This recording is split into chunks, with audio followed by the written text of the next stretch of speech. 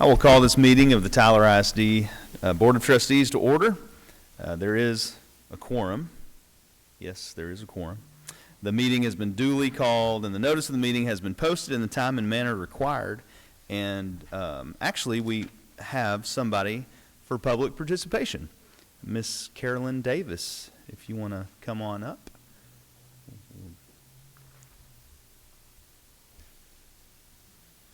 How are you, Miss Davis? I'm fine, thank you. Good. Good morning, President Washman, Good morning. school board members, Superintendent Crawford.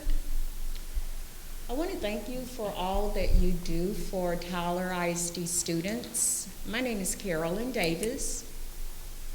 I have two items I would like to address and to bring to the board's attention this morning. The first item is about two courses, Mexican American Studies and African American Studies. I'm sure you are aware Mexican American Studies was approved by the State Board of Education in 2018. African American Studies was approved about this time last year. I believe it was April 2020.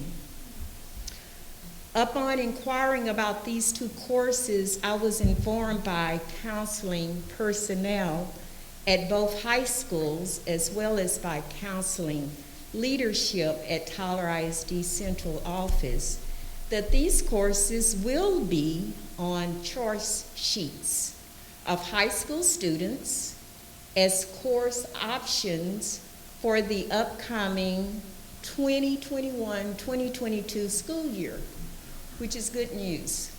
However, there appears to be uncertainty as to whether or not the school board has approved these two courses, or even whether or not the school board is required to approve these courses. On the first line of the course, TEA states, quote, districts must have local school board approval to implement innovative courses, and both of these courses are considered to be innovative courses. I am simply asking for clarity from this board regarding the need for board approval or not, whichever it may be. It goes without saying the significance of having a Mexican American course and an African American course approved by the State Board of Education to be taught in Texas high schools is monumental. And I would hate if the implementation of these courses was ultimately delayed due to a misunderstanding or possibly a miscommunication. The second item that I would like to bring to the board's attention is the District of Innovation. I think it was the last board workshop, I believe that was February the 4th. There was a great deal of discussion surrounding the District of Innovation, the DOI, non-certified teachers hired by Tyler ISD. If I'm not mistaken, I think there are 21 elementary DOI non-certified teachers and 73 secondary for a total of 94 presently. I would like to encourage you and maybe even challenge you to revisit this topic with the following three things in mind. The first thing maybe you will have in mind, Tyler ISD does not hire retired teachers who are certified and have decades of classroom experience. Tyler ISD does hire DOI teachers who are not certified and have no classroom experience. Just something to think about. The second thing I would like for you to bear in mind, a certified teacher arrives on campus on day one having taken coursework in classes like child psychology, classroom management, professional issues and ethics, and the list goes on. A DOI non-certified teacher does not have that coursework. The third item I would like for you to think about if you revisit this matter. For about 5 years now, Tyler ISD has been hiring DOI non-certified teachers, and the numbers continue to climb with seemingly no plan in place moving forward. Please consider... Whoa. Sorry about that. Keep going. You're good. Okay, I'm almost there. Thank That's you. never happened before. Well, that's okay. Please consider, this is pretty important, please consider a grow your own, those are my terms, grow your own teacher program, possibly through early college or CTE, whereby a student could graduate with an associate degree, possibly in education, or who has taken sufficient coursework to allow the student to readily go into a teacher certification program at UT Tyler or elsewhere, with only 2 years remaining to become a certified teacher. I want to thank you for your valuable time and for your attention. Thank you. Okay. Thank you. Thank you, Ms. Davis. And if there's any clarity that we can bring, you know, about a couple of those things that I think there is some clarity, I'll email you or get to you or something like that. Okay. Okay. Next, we have our cybersecurity update. Joseph Jacks, Chief Technology Officer, will provide today's update on your cybersecurity. This is something that's on the board governance calendar to report upon. The genesis from this was out of the last legislative session as part of a big school safety overhaul by the legislature. Part of that was the protection of the systems of our technology and our internet, or excuse me, technology systems, along with our cybersecurity plans. Mr. Jacks, would you please present the board an update on cybersecurity? Sure. President Washman, board members, and Dr. Crawford, thanks for this opportunity to give you a quick update on our cybersecurity for the district. As you probably recall, in 2019, Senate Bill 820 was passed, which requires the school district to adopt a cybersecurity policy, designate someone to play the cybersecurity coordinator role, and report any cybersecurity attacks to TEA. The local policy adopted by the district states that the district shall develop a cybersecurity plan to secure the district's infrastructure against cyber attacks and other cybersecurity incidents, determine cybersecurity risk, and implement appropriate mitigation planning. So that's the local policy CQB that we've adopted. From that policy, we have the Tyler ISD Cybersecurity Plan. We created that to establish a district-wide approach to our overall cybersecurity. And that plan defines mechanisms that help protect our IT resources. It's about 50 pages long of standards and guidelines. It's acknowledged and accepted by all of our staff annually, by our full-time employees, temp employees, and our subs all have to acknowledge the security plan. Things that are in the security plan, it details specific standards and guidelines that kind of frame how we work, how we do cybersecurity in Tyler ISD. And like I said, there's about 50 pages of different standards and guidelines, but some examples of what those are like our district password standard, our acceptable use standard, network access standard, incident management standard, and that goes on and on. It kind of gives us a framework on how folks access our network, how they operate on our network to make sure that we're keeping things secure. And that those plans and guidelines are available on our website if anyone wants to look at those. Also in 2019 was the state passed House Bill 3834, which requires state and local governments employees to annually complete a certified cybersecurity training.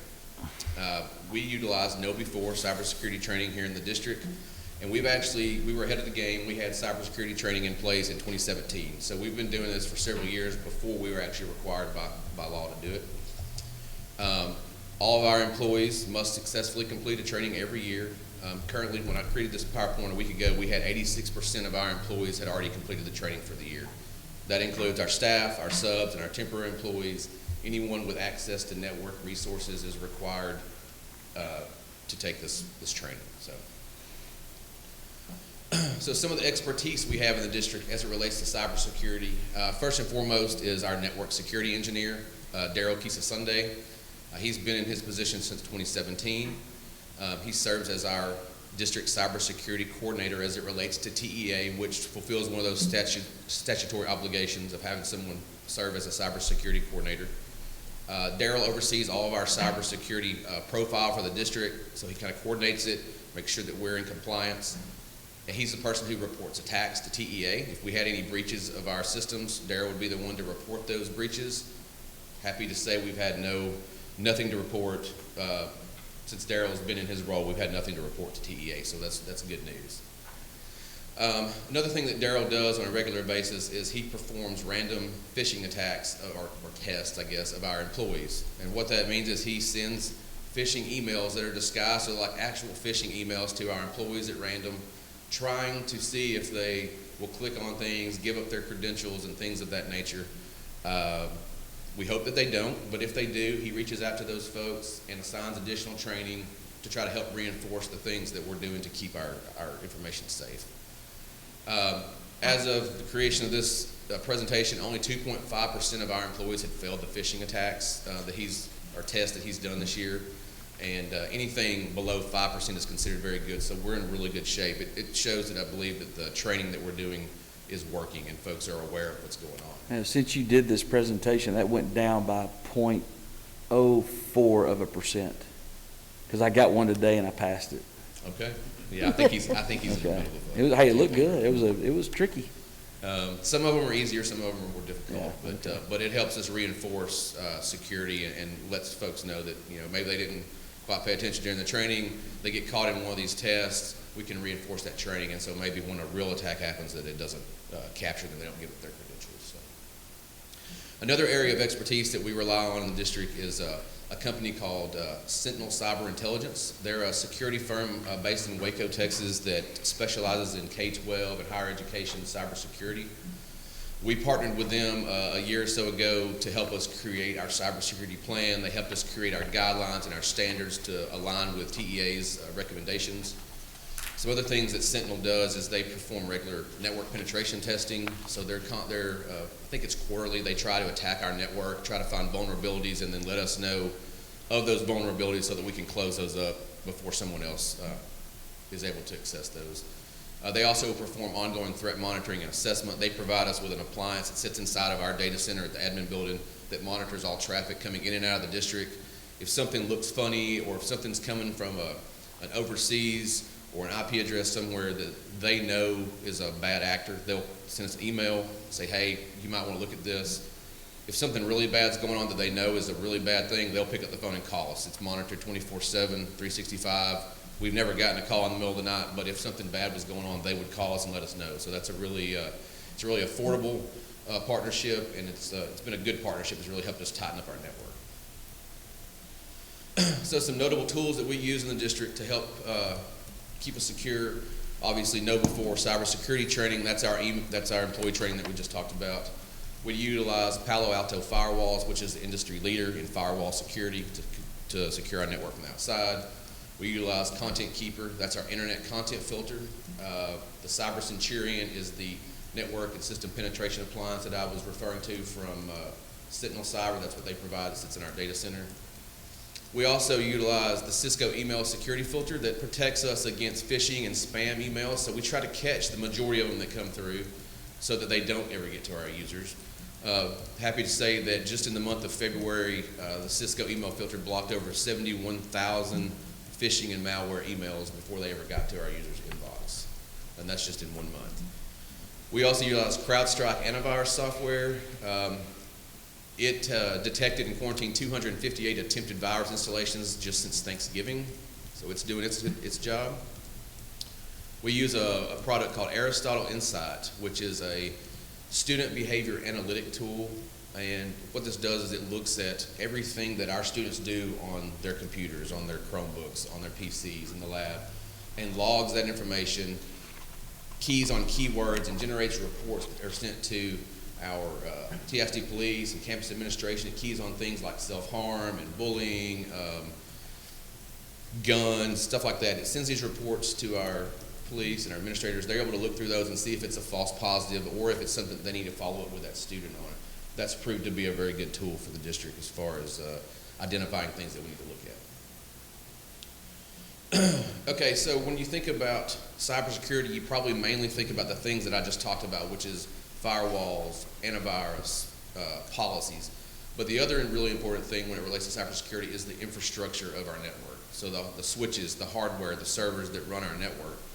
Because when it comes right down to it, a lot of the security systems that the district uses all now run on our network, where in the past maybe they didn't. But our phone systems, our alarm systems, our access control, security cameras, video storage, it all sits on our network and runs across the switches, across the fiber optics of our network. And it's all stored from the core data center, which is the administration building.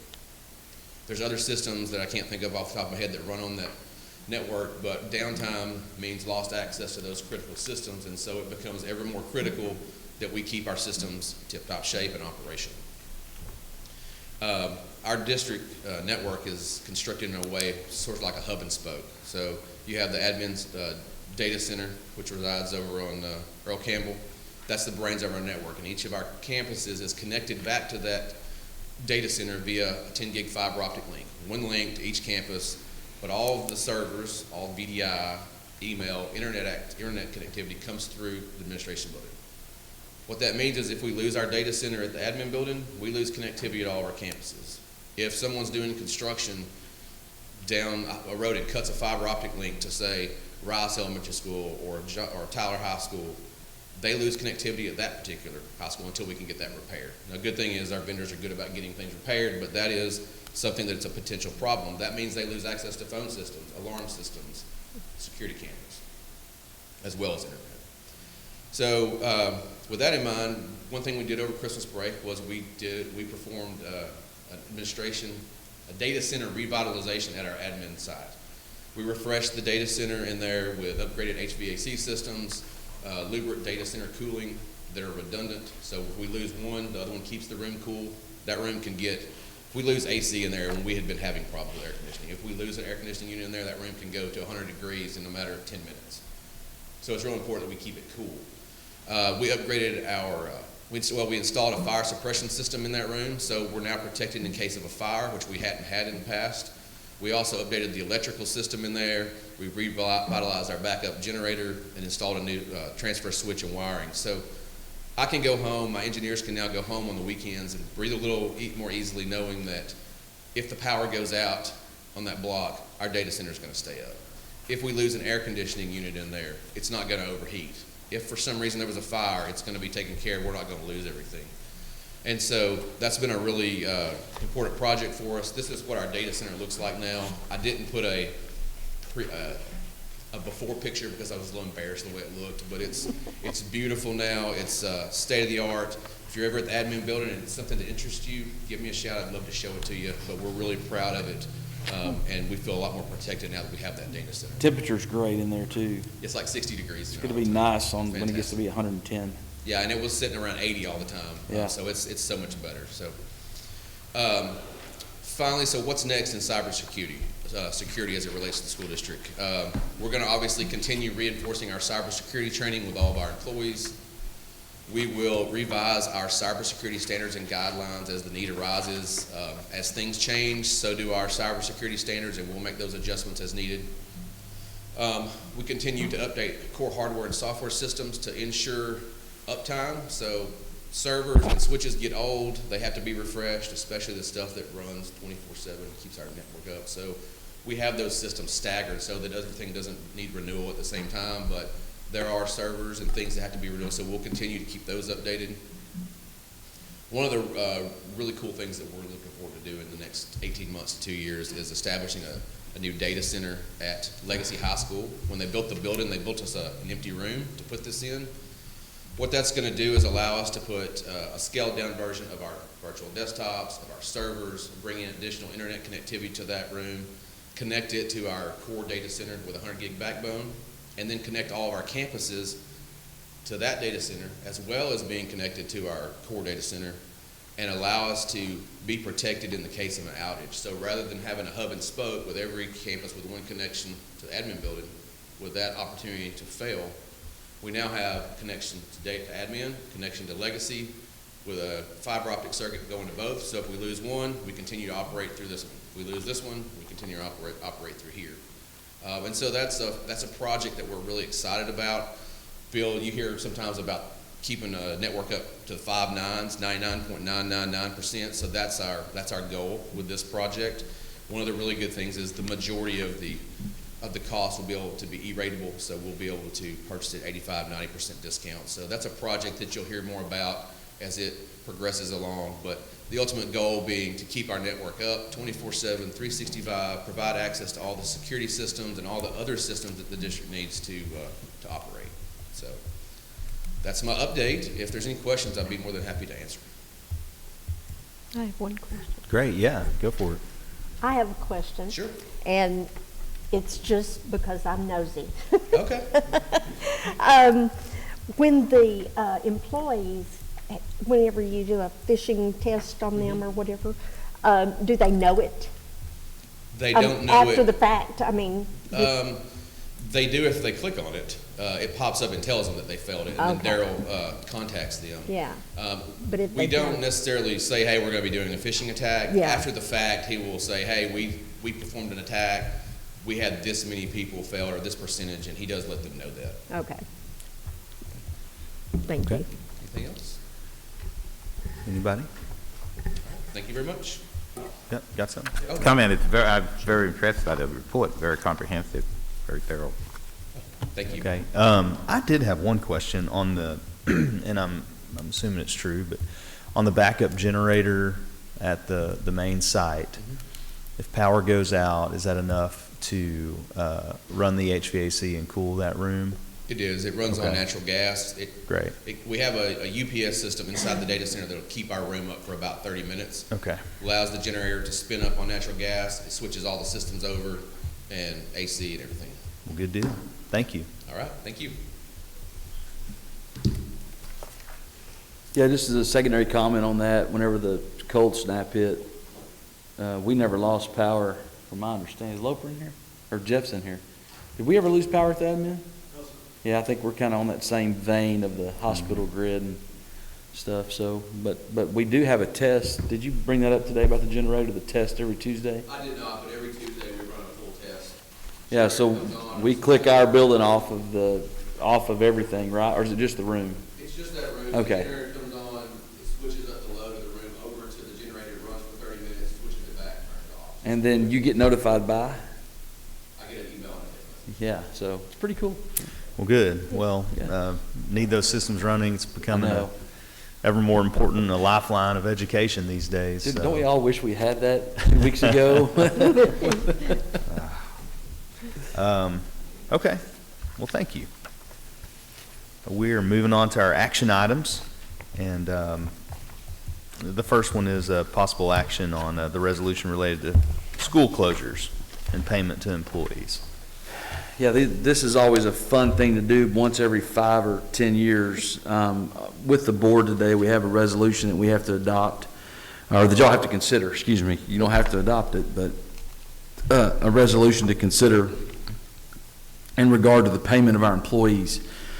You know, certainly, there's a lot of school districts that are already going through this. The way this is set up is that the board determines, not the administration determines, of what y'all would like us to see in regards to makeup days. You've got students, which I think is the next agenda item, that the state's giving you waiver upon, but the contracted days, the days that y'all have contracted employees to work, is actually a local decision. There is no state waiver there. They're not the ones that make the decision about whether or not you're going to require employees to come back to work X amount of school days. So what you have in front of you is a resolution that I'd like to have just a conversation about what y'all's expectations are of administration in regard to the amount of days that we actually have missed this year. For the contracted employees, we'll have the same conversation about student makeup days as well. So this year, we actually have in our work calendar 2 makeup days for contracted employees. Obviously, with the amount of snow and ice and issues that we did have, we actually have a total of 6 days that folks are off contract. Not just in contracted employees, but also those hourly employees as well. We are going to use our 2 makeup days that were scheduled on the calendar. What's in front of y'all today is the other 4 remaining days and how you would like us to go about that. Certainly, I'm more than welcome to provide some opinion on that, even a recommendation on that, but at the same time, we need to have this discussion so that y'all can consider that resolution. Is that 4 days or 5 days? It's 15, 4. 16? So we already had 2 on the calendar. We think ethically that those are no doubt need to be made up because you had the one day that was the Monday between, I guess that was Christmas break and MLK Day. Didn't we miss that Monday because of a snow event? Is that correct? That's the Monday, right? Y'all? Okay. So there's that one that would have hit that. Then we had another day. And so when we had that other day, once we triggered the 5 days we had off because of the snow event, we're going to pull that day too because that's already on the calendar. That is something we have told our employees that would happen if we had these snow events. We had them, so we're going to use them. We have plans for work those days as well. Then it's 4 days, Dr. Nation. It's the Tuesday, Wednesday, Thursday, Friday. Remember, we brought staff back on that Monday. Even though we didn't have water, Yeah. we brought them back for a 9 to 3 day or whatever we had. I think the administrator, 226ers pretty much worked the normal day. That's when we got all the bottled waters, cartons of water, and all that good stuff. So it's a total of 4 days for consideration with the board. Okay. Any comments, or would we like to hear your recommendations or opinion first? You can go ahead and lead out of the gate with that one. Great. I mean, I'll say, go for it. That's fine. I mean, I do think the calendar does say that we had the 2 days.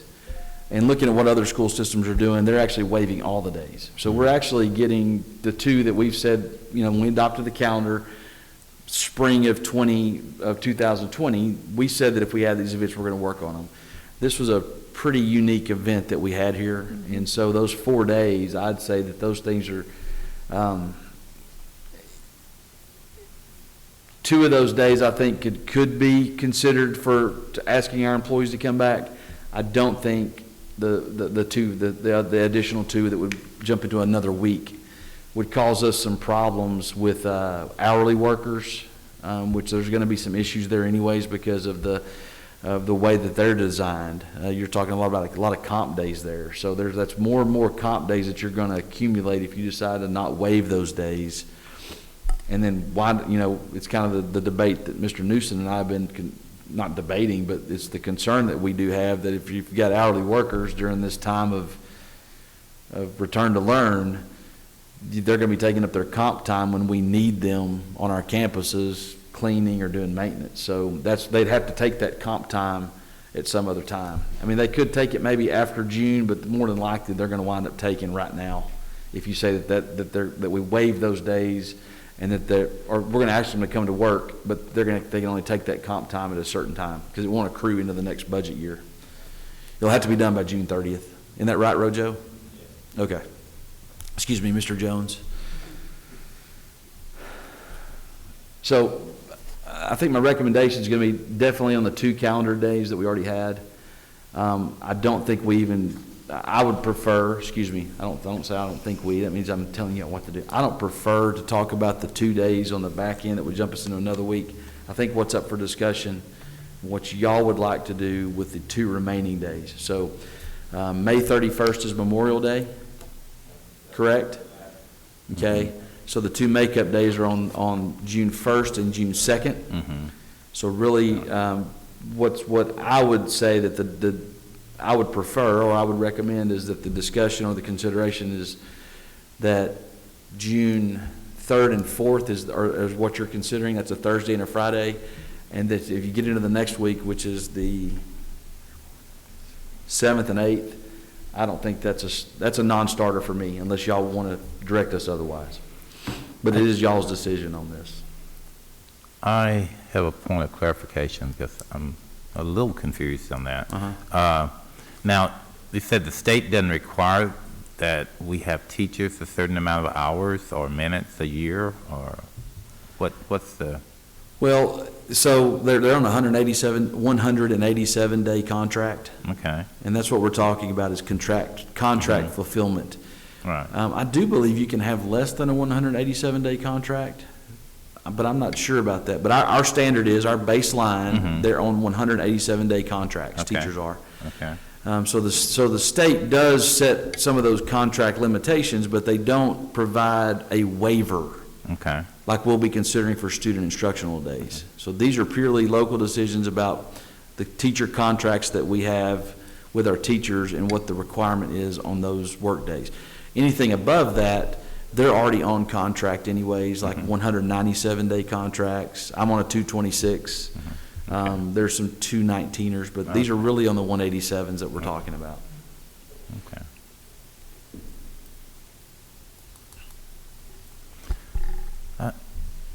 I don't have any objection to your recommendation. My one question would just be, and I think I know the answer to it, but just want to hear it said out loud, that we've got enough professional development time built into our calendar both this year and the beginning of next year to accomplish what we need to accomplish on literacy especially. Yeah, and in fact, those 2 days that we're talking about, the 2 days that we are making up, they're not work days. They are strictly PD days that we will be going through our normal literacy trainings that we wouldn't normally have those. Very excited. So we're actually fortunate that we grab these. In other words, usually the days that they miss, they're typically inside of a classroom teaching kids. That got snowed out. We're actually going to have 2 opportunities here for anything from the literacy initiative that we have to other PD that we need across the content areas. Yes, sir. And if we did go above and beyond the 2 that already are contracted, then that's what we would be doing as well. There's not going to be any work days associated with just showing up to work just to grab a paycheck. Yeah, my only thought or concern is making sure those days are effectively used if we bring people back. And Sure. as long as we have a good plan, you know, you're the CEO of this thing, and Yeah. if it's your recommendation on it, I'm not going to buck you there. Yeah. And I'm okay with that recommendation.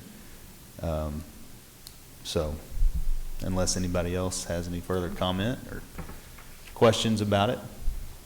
It has been a strange year. We have missed a good bit of time. And teachers have put in the hours, I know that.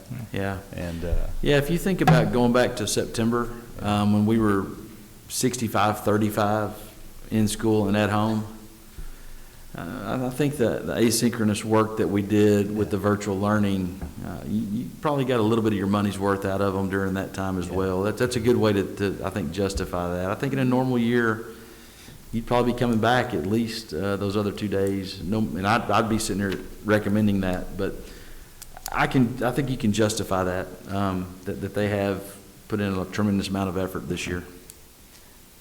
And I agree as well, because in September, we were talking about how they were actually like doing 2 jobs, doing face-to-face and internet. And so for us to say we appreciate you, we thank you, that we acknowledge you, that goes a long way with educators. Yes, So ma'am. anytime we can help, I think we can help. Yep. Got 2 teachers on our board. You guys are always going to be advocates for our teachers. That's great. Counselors, are we okay on that from y'all's point of view? And the resolution that we have is appropriate? I know you worked on that. Okay. and we're also coming up on about the 1 year mark of heading off to spring break and never coming back. That's true. Yeah, let's hope that doesn't happen again. Yeah, really. Okay. Well, I think everybody's in agreement with your recommendation. And so I'll go ahead and entertain a motion on item A. I move that we approve the resolution as written after reading all of those whereases. Thuses and thises. Okay, I have a motion to approve the administration's recommendation. I have a second. All in favor say aye. Aye. All opposed? Ayes have it, and the motion carries. Okay. Next, we have an approval of a request for some missed school day waivers. Or a This waiver. does have to go to the state. They originally they were tinkering with some of the other, it was labeled as a waiver of other, because you did have a lot of school districts that were choosing to go all virtual during this time.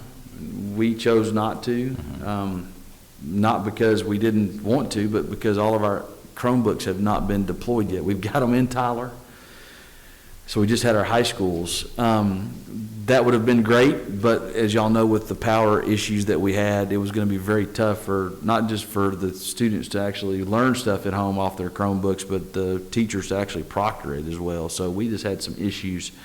So before y'all is the waiver for requests, missed school days as far as our kids go. There's actually 2 weeks worth of waiver available for school districts across the state, because you've got one waiver is the actual snow week, and then the following week after that, because across the state you had buildings that were in bad shape. Fortunately, I've sent y'all via email the minor issues that we had that are all taken care of by now. So if we were to have extended into that week, or even the water boil notice that we had on that Monday, or power not being turned back on, because there was a lot of school systems that didn't get power back on until deeper into last week, then we could have actually asked for a waiver for that week as well. So the waiver in front of you today is actually a waiver for the snow week, and then the Monday that we kept kids at home. The state is affording school boards the opportunity to go ahead and waive those instructional days. We have minutes built into our calendar that cover quite a bit of time for missed instructional minutes. We have about 3 days worth of minutes built into our elementary calendars. We have about 5 days or so built into our middle schools and their calendars. And we have quite a bit of high school minutes that equal up to days built into our high school calendar, just double digit. Now you may ask me, why do you do that? And don't you think you should probably have more minutes built into your elementary school calendars versus your high school calendars? It's all because we're prisoners of the transportation system, having to run different routes. If we had enough drivers and we had enough buses to run separate elementary, middle, and high school routes, you could have your school days look however you wanted to. But because we're having to run elementary routes, then come back and then pick up the secondary kids, that creates some of our time issue. So without getting really, really deep and complex in there and explaining that, or explaining the complexities of that, that's why you don't really have to waive a whole bunch of instructional minutes without punishing our kids, or not punishing, without hindering our kids in their instructional attainment. We've got plenty of time built in compared to other school systems in our days above and beyond that. So I can justify ethically and instructionally saying that our students are getting a pretty good dose of instructional minutes in normal years versus our peers. And then this year we've actually had probably more instructional minutes as compared to our peers because of the virtual learning versus the in-school learning and the decisions we made to be open from day one. So that's my explanation of that. I'm open to questions. Any questions or comments there? Okay, seems pretty clear cut. Do I have a motion on item B? I move that we approve item B. Second. Okay, all in favor say aye. Aye. All opposed? Ayes have it, and the motion carries. There'll be some students that are happy with the Board of Trustees. And their superintendent. Okay, we're moving on to supplemental order approving an amended list of early voting locations, dates and times, and approving election day polling places for the general election, special election for school trustees to be held on May 1st of 2021. There's been a lot of work because we have a unique situation this year with a special election and the general election. Your board secretary is available for any questions in regard to that. Thank goodness she's off of her her little break, so that she could work on this, and she worked on this a lot during her little break. Gina, would you like to address the board on any of this? And then counselors, y'all may want to chime in as well, because I know y'all did some work on this as well. The supplemental order, just as I said again, just Smith County is, does countywide vote centers, and so that lists all the vote centers that are in the location that will be affected in May. And so that's updated and just there for your approval. Yeah, we do have a new county elections administrator. She came over from Henderson County, is that right, Gina? Henderson County? She came from Henderson County? Yeah. So they're going through a little bit of a, obviously with changing leadership, somebody's going to have an eyes on it to do it a little differently. Plus, there's also some voting locations that have traditionally been offered that are no longer offering their services. The mobile home park on Shiloh is no longer going to be a voting location, and neither is Rose Heights Church. They've both opted out. To kind of alleviate that, the school district is offering up Clarkston Elementary, so that part of our city, for school board elections and for city council elections, it's right there in the middle of both of our District 5s, that we're going to offer those up. The other one that's anywhere close over there is the Ornelas Center at UT Tyler, and that's not even located inside of a single member district over there. So we're trying to make sure we take care of our voters over there so that they can get to the polls inside of our school district boundaries. And we can't always make that happen, but for the most part, we always like to have, our philosophy, our theory is to have at least one polling location inside of one of the single member districts. And we're able to accomplish that. Okay. Thank you. Any questions or comments? I'll go ahead and entertain a motion on item C. So move. Do I have a second? Second. Okay, all in favor say aye. Aye. Ayes have it. Motion carries. I'm sorry, all opposed. None opposed. Ayes have it. Motion carries. Going on to item D, which is approval of a certification of unopposed candidate for single member District 7. It looks like single member District 7 is unopposed, so well done. I'll go ahead and entertain a motion on this item. Mr. President, I move that we certifying the unopposed candidate for single member 7. Thank you. Do I have a second? Second. All right. All in favor say aye. Aye. Aye. All opposed? Ayes have it. The motion carries. Thank you, Dr. Brockville. Yes. How Happy many to. years is that? I don't know. It's too many to count? Yeah.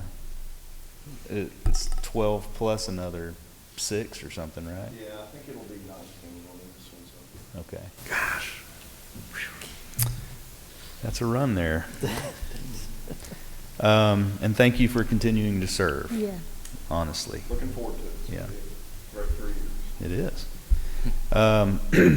Lastly, we consider the approval of an order declaring the cancellation of the trustee election for an unopposed candidate for single member District 7. Do I have a motion on item E? So moved. Item E, be Thank you. approved. Do I have a second? Second. Okay, thank you. All in favor say aye. Aye. All opposed? Ayes have it, and the motion carries. We have canceled the trustee election for single member District 7. Okay, we're now going to go into executive session, and I do not know if we will have any action to follow. Dr. Crawford, do you anticipate action to follow coming out of executive session? I do not anticipate action. Okay, then we'll go ahead and move into executive session.